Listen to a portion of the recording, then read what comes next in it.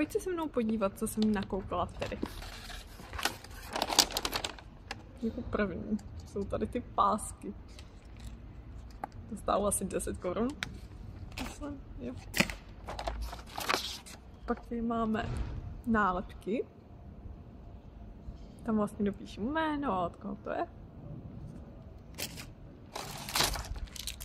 Pak penálek, tam si chci dát háčky.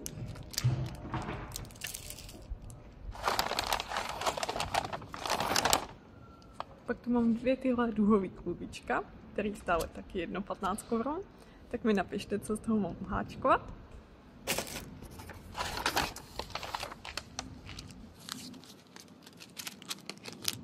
Tohle rostomilý samolepky po 10 korunách.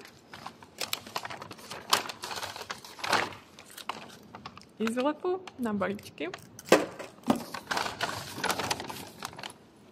A už tam mají sekci Halloween, takže jsem si koupila tyto halloweenské náušničky.